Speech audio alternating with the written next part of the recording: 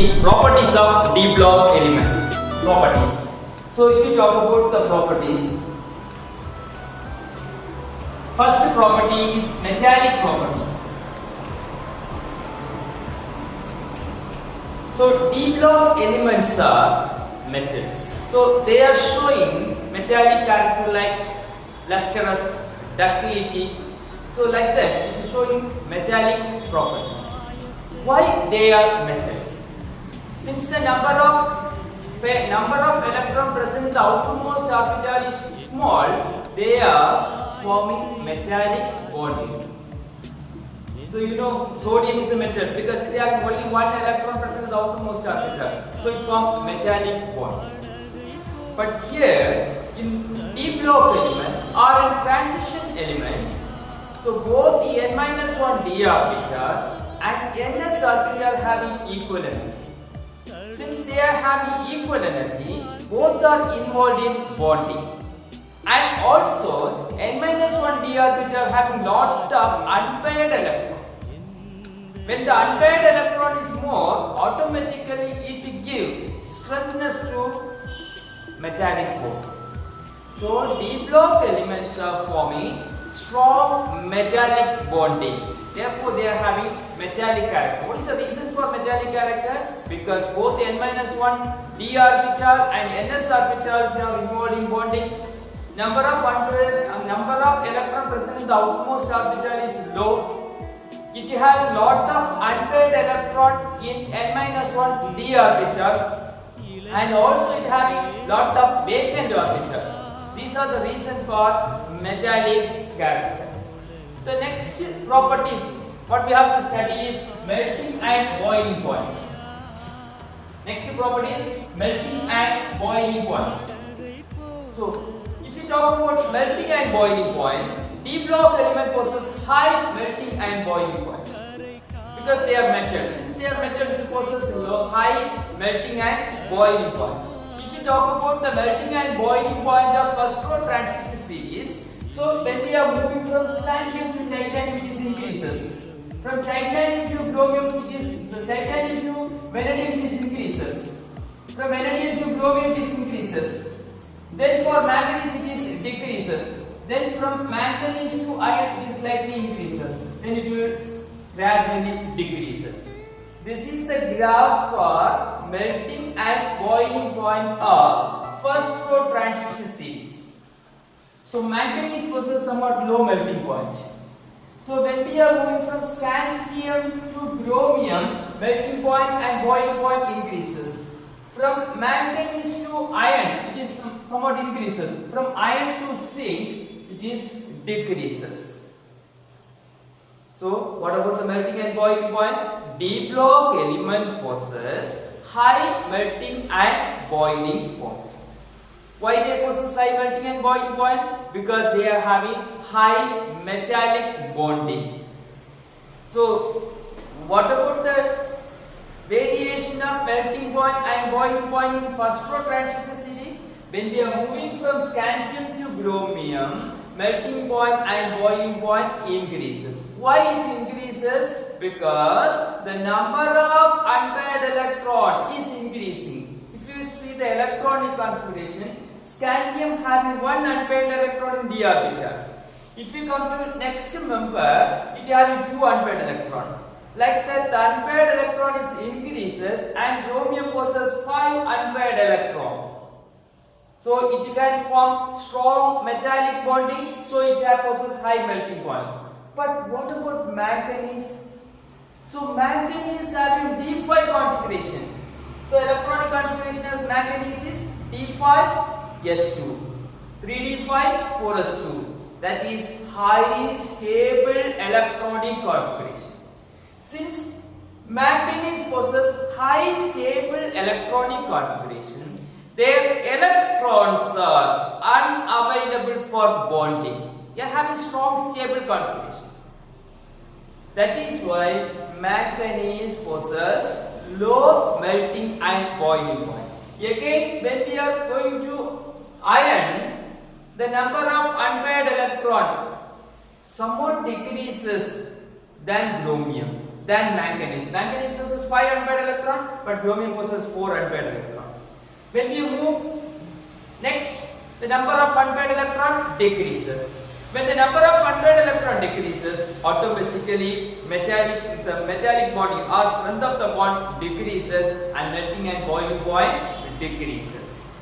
And zinc having no unpaired electron, so it possesses very low melting and boiling point. Next, properties of D block element is atomic radius. Now we have to study about atomic radius.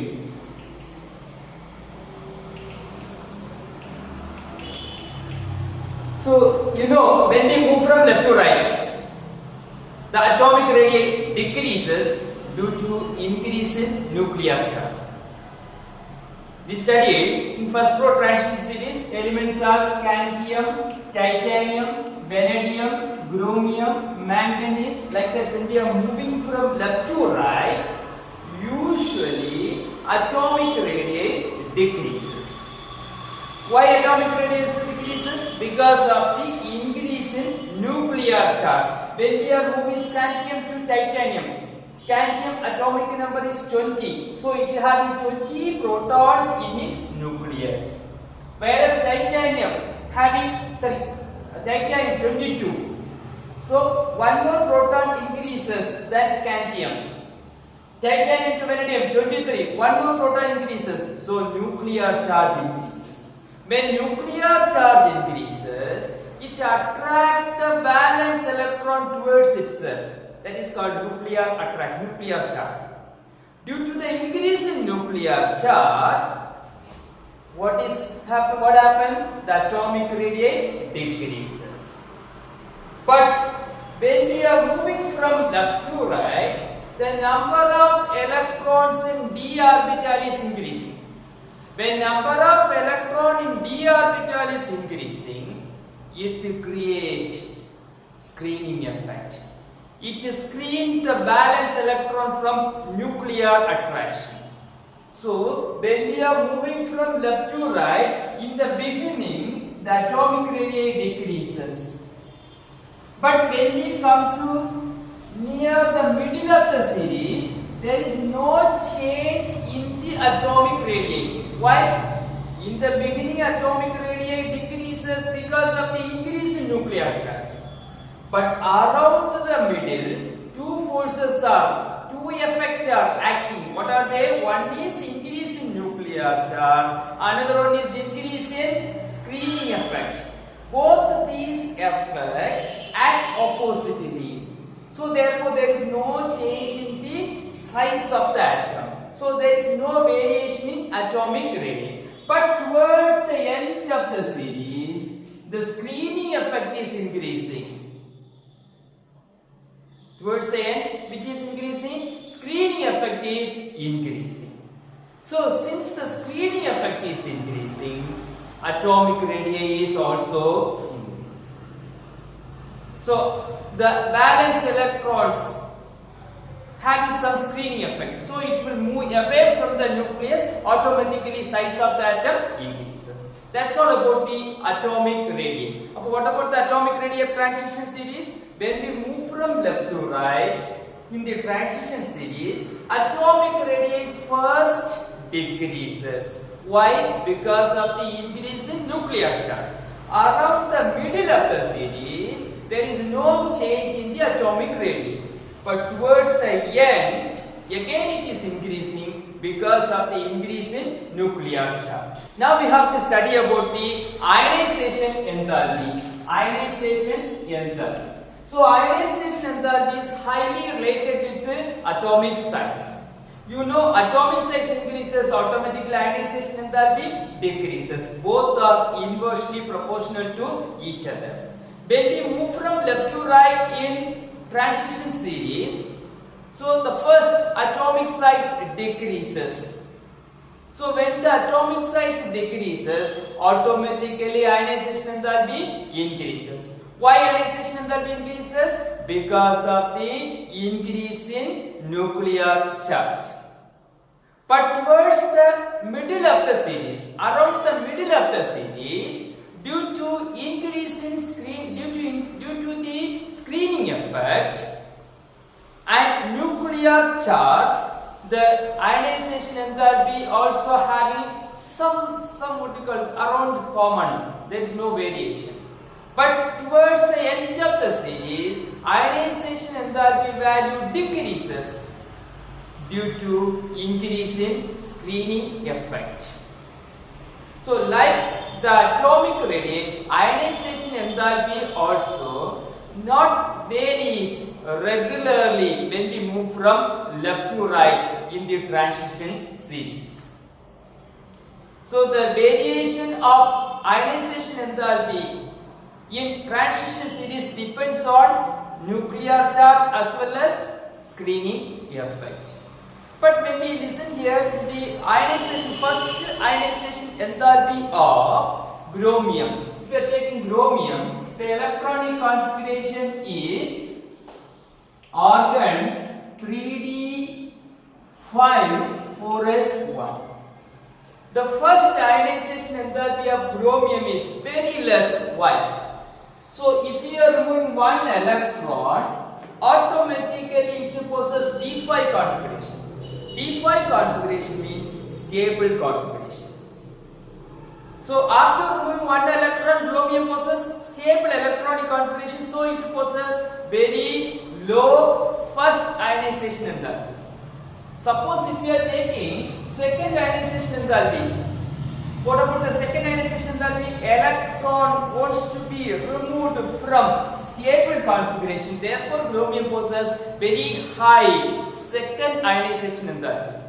The same effect comes in copper also. So copper, atomic number 29, argon 3d10 4s1. After removing one electron, it attains stable configuration. But it also has very high second ionization enthalpy.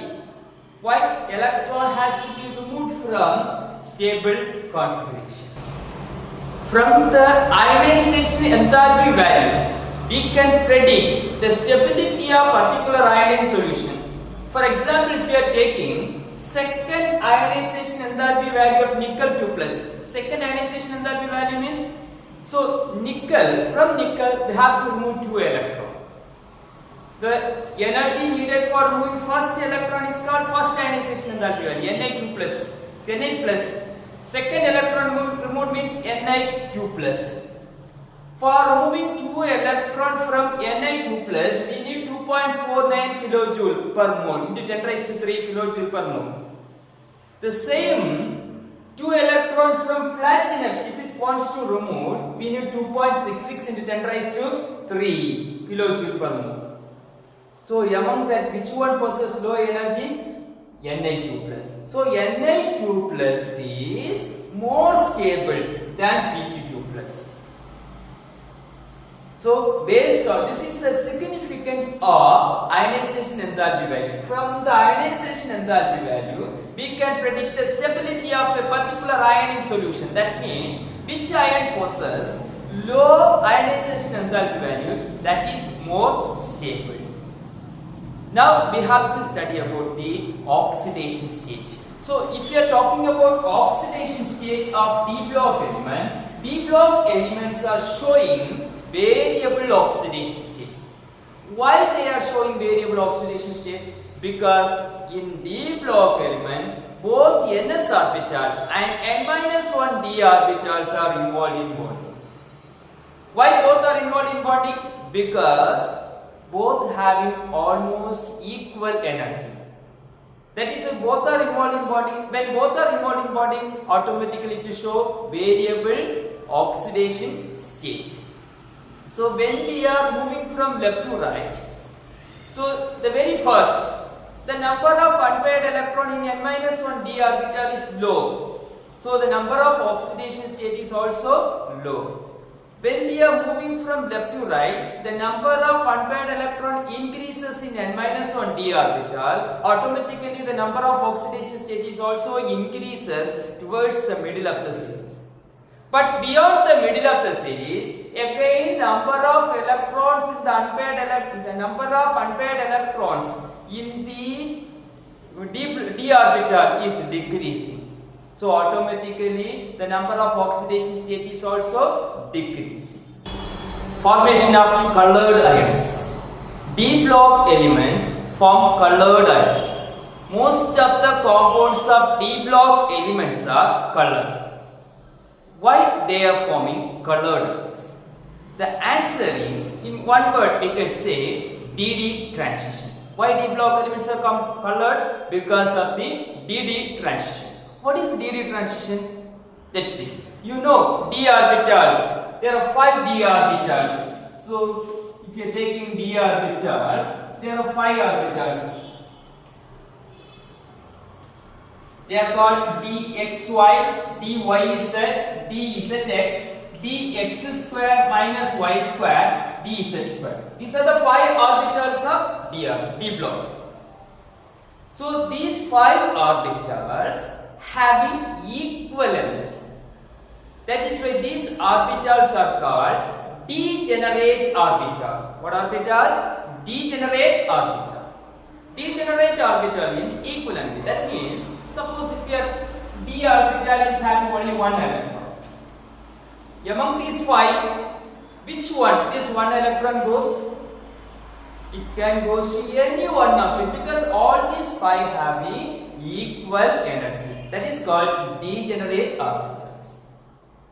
So when an anion approach the d orbital, the degeneracy lifted. Because these anions are considered as a point charge. With the point charge, when they approach this, the degeneracy lifted.